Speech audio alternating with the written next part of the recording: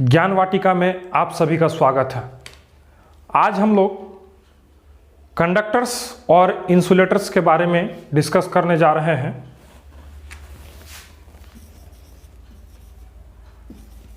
Conductor and insulators. One by one हम लोग conductors और इंसुलेटर्स के बारे में जानेंगे और हम लोग ये भी जानेंगे कि what causes any substance to behave like a conductor and what causes a substance to behave like as an insulator. तो सबसे पहले हम लोग कंडक्टर को लेकर आगे बढ़ते हैं। कंडक्टर जो है वो कंडक्ट वर्ड से बना है। इसका मतलब होता है टू ट्रांसफर, यानी ये ट्रांसफर करने का काम करता है। क्या ट्रांसफर करने का काम करता है?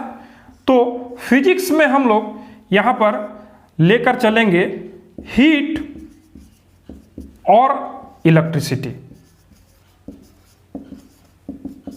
यहां पर हम लोग बात कर रहे हैं हीट और इलेक्ट्रिसिटी। तो जो सब्सटेंस हीट और इलेक्ट्रिसिटी को ट्रांसफर करने का काम करेगा वो सब्सटेंस कंडक्टर्स कहलाएगा।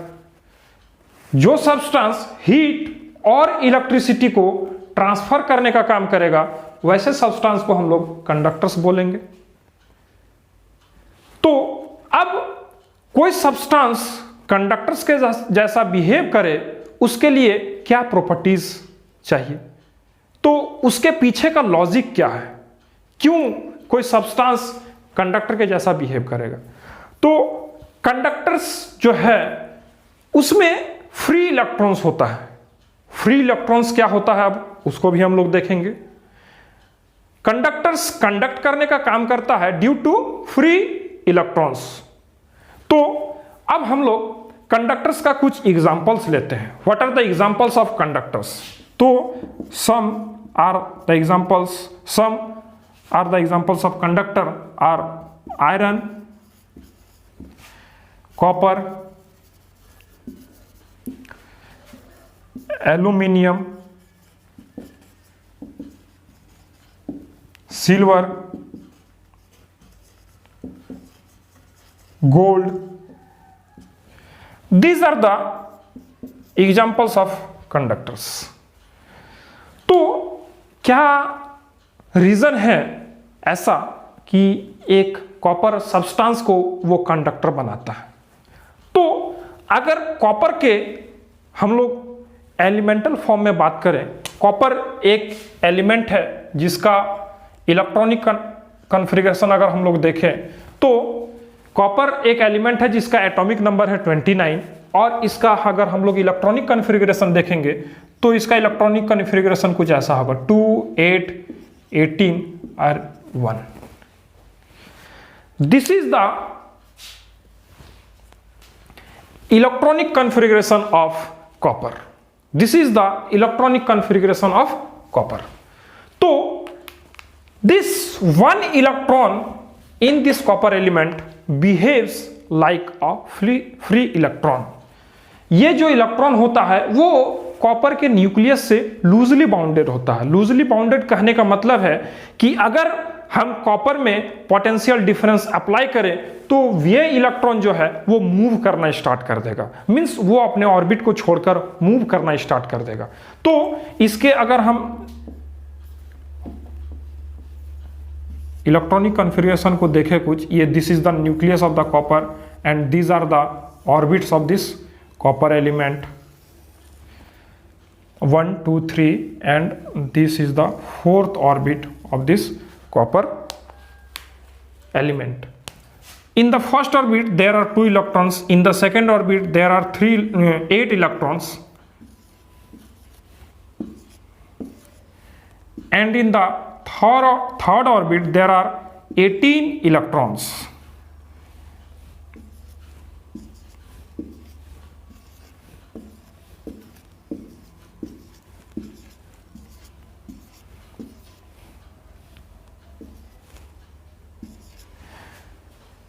and in the fourth orbit there is only one electron.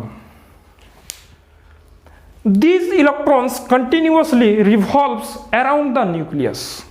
Continuously these electrons revolves around the nucleus of the copper element. This copper is positively charged, means overall we can see or we can observe that the nucleus of a copper, means any element, the nucleus of any element is overall positively charged, and these are the electrons which are negatively charged, and there is a force which is between the nucleus and the electrons which binds these electrons to form a element. So this is the electron in the outermost shell of this copper element, and this is loosely bounded to the nucleus. That's why after applying potential difference, this electrons escapes from this place and starts moving in the conductor, and that is the reason by which this copper behaves like a conductor. We can see another example of silver, that is Ag, and the atomic number of silver is 47. The electronic configuration of silver is 2, 8, 18, 18 and 1. Here we can observe that in copper the number of orbits are what? 1, 2, 3 and 4. And in silver the number of orbits are what? 1, 2, 3 and 4 and 5. Means the number of orbits in silver is 5 and the number of orbits in copper is 4. Means the fourth orbit in copper is the outermost shell of the copper, and in silver the fifth orbit is the outermost orbit of that silver atom. तो ये जो silver atom का outer most orbit है वो nucleus से ज्यादा दूर होगा इन कंपैरिजन टू कॉपर. ये जो सिल्वर का आउटर मोस्ट सेल होगा वो ज्यादा दूर होगा. तो कहने का मेरा मतलब है कि this copper is a conductor but the silver is better than conductor. Means the silver is better conductor than copper. Copper से जो है वो बेहतरीन और अच्छा कंडक्टर है, और सिल्वर को इसी प्रॉपर्टी के कारण जो है हम लोग बेस्ट कंडक्टर ऑफ इलेक्ट्रिसिटी भी बोलते हैं. चूंकि सिल्वर बहुत महंगा होता है इसीलिए हम लोग सिल्वर का घर पे तार वगैरह जो है वो यूज़ नहीं करते हैं, और कॉपर जो है सिल्वर के कंपैरिजन में सस्ता होता है, और इसीलिए जो है हम लोग कॉपर को हम लोग तार के जैसा घर में इस्तेमाल करते हैं. कंडक्टर जो है हम लोग का बॉडी भी एक कंडक्टर है. वाटर, नॉर्मल वाटर अगर है तो वो भी कंडक्टर है, लेकिन अगर हम डिस्टिल्ड वाटर लेते हैं तो that is a bad conductor. वो एक कंडक्टर के जैसा बिहेव नहीं करेगा. Some are the salts and also some are the acids which behaves like a conductor. अब जो है हम लोग समझ चुके हैं कि what are the causes behind these conductors which makes them a conductor. Means what are the causes behind this substance which makes them a conductor. अब हम लोग आगे इंसुलेटर की ओर बढ़ते हैं.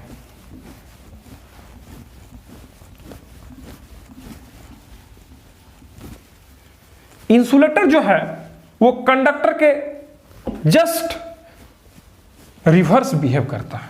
मीन्स इंसुलेटर अगर हम लोग देखें तो इंसुलेटर जो है वो ट्रांसफर करने का काम ही नहीं करता. Means it does not transfer. क्या ट्रांसफर नहीं करेगा? हीट और इलेक्ट्रिसिटी. मीन्स कंडक्टर जो है ये ट्रांसफर करने का काम कर रहा था, लेकिन इंसुलेटर जो है इट डज नॉट ट्रांसफर, ये ट्रांसफर नहीं करेगा किसको, हीट और इलेक्ट्रिसिटी को। हीट और इलेक्ट्रिसिटी को कंडक्टर जो है पास करने के लिए अलाउ करेगा, वो ट्रांसफर करने का काम करेगा, लेकिन इंसुलेटर जो है वो हीट और इलेक्ट्रिसिटी को ट्रांसफर करने के लिए अलाउ नहीं करेगा। तो some examples are of insulators are what? These are the some examples, जैसे कि नाइट्रोजन, सल्फर, ड्राई वुड,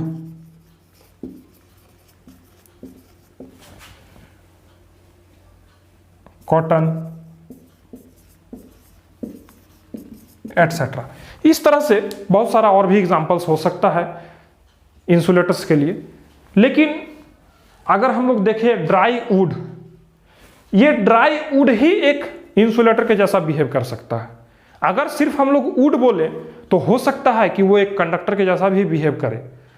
जैसे कि हम लोग जानते हैं कि वुड में जो है मॉइस्चर और वाटर का परसेंटेज मिलता है, तो हम लोग अभी कंडक्टर वाले पार्ट में देखें कि water is a good conductor of electricity.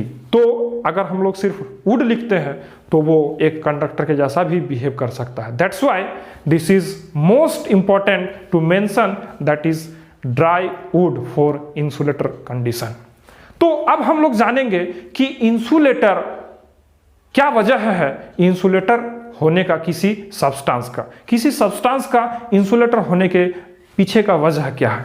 तो सबसे पहले हम लोग देखते हैं नाइट्रोजन का जो इलेक्ट्रॉनिक कॉन्फ़िगरेशन है, इसका एटॉमिक नंबर 7 है और इसका इलेक्ट्रॉनिक कॉन्फ़िगरेशन कुछ इस टाइप का है 2 और 5। अगर हम लोग सल्फर का देखें तो सल्फर जो है उसका भी इलेक्ट्रॉनिक कॉन्फ़िगरेशन कुछ इस टाइप से होगा। इसका एटॉमिक नंबर 16 है और इसका electronic configuration 2, 8 and 6। These are the two elements in example we are taking. So the nucleus of the nitrogen will be this, and in this way we can draw the orbital figure. In the outermost shell there are 5 electrons and in the innermost shell there are 2 electrons in a nitrogen element. तो हम लोग देख रहे हैं कि these are the 5 electrons in this outermost shell, जो कि इस एलिमेंट के लिए वो बहुत ही टाइटली बाउंडेड होगा और इसको लूज कर पाना इस नाइट्रोजन के लिए संभव नहीं होगा। That's why this nitrogen behaves like an insulator. उसी तरह सल्फर में अगर हम लोग देखें तो सल्फर का न्यूक्लियस ये होगा और इसके बीच 3 ऑर्बिट्स होगा और फिर फर्स्ट ऑर्बिट में 2 इलेक्ट्रॉन्स, सेकंड में 8 इलेक्ट्रॉन और थर्ड में 6 इलेक्ट्रॉन। तो सल्फर के लिए तो और भी मुश्किल होगा क्योंकि उसके आउटरमोस्ट सेल में 6 इलेक्ट्रॉन्स है। तो जब ये 5 इलेक्ट्रॉन्स को लूज करने में मुश्किल हो रहा था तो 6 इलेक्ट्रॉन्स को लूज करना और भी मुश्किल होगा। That's why sulphur also behaves like an insulator. तो हम लोग इतना सारा बात से ये कंक्लूड कर सकते हैं कि वैसा सब्सटेंस जिसके आउटर मोस्ट सेल में 1, 2 या 3 इलेक्ट्रॉन या एक्सेप्शनली 4 इलेक्ट्रॉन होगा तो वो एक कंडक्टर्स के जैसा बिहेव करेगा और वो मोस्टली मेटल्स होता है। और जिसके आउटर मोस्ट सेल में 4 से अधिक 5, 6, 7, 8 इस टाइप का जो है इलेक्ट्रॉन्स होगा तो वो एक इंसुलेटर के जैसा बिहेव करेगा। अब हम लोग अगर सिंपली लिखना चाहें दोनों का डेफिनेशन तो हम लोग लिख सकते हैं। सिंपली दोनों का डेफिनेशन हम लोग लिख सकते हैं कि कंडक्टर और इंसुलेटर का। कंडक्टर कौन सा होगा तो हम लोग देखें conductor what,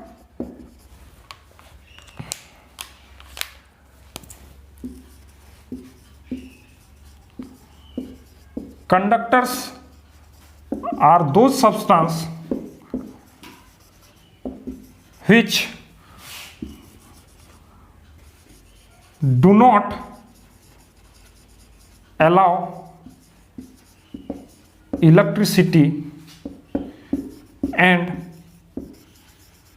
heat to pass through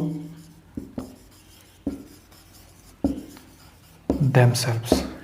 examples में हम लोग लिख सकते हैं कॉपर,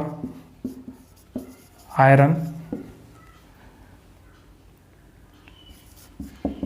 सिल्वर, गोल्ड और एटसेट्रा, बहुत कुछ। उसी तरह अगर इंसुलेटर को देखना चाहें तो इंसुलेटर का डेफिनेशन हम लोग लिख सकते हैं सिंपली छोटा सा। इंसुलेटर का डेफिनेशन हम लोग लिख सकते हैं सिंपली छोटा सा कि insulators are those substances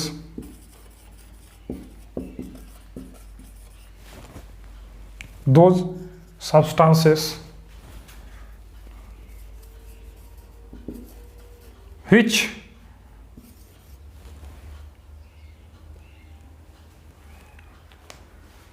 sorry यहां पे कुछ गड़बड़ी हो गया है। Conductors are those substances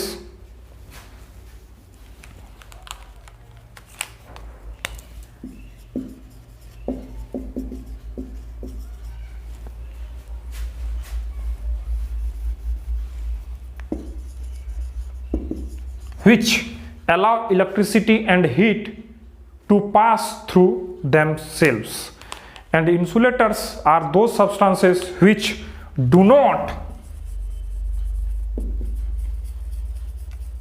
allow heat and electricity to pass through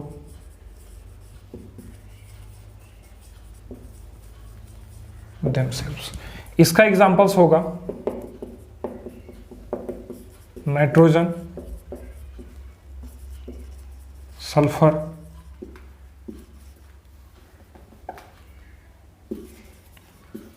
cotton,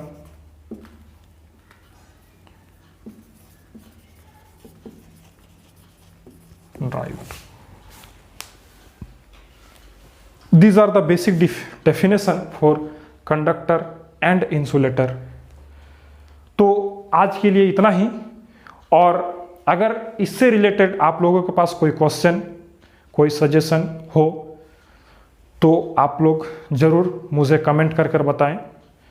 मैं उसका आंसर करने का कोशिश करूंगा, आप सभी के बीच उसका आंसर देने का प्रयास करूंगा।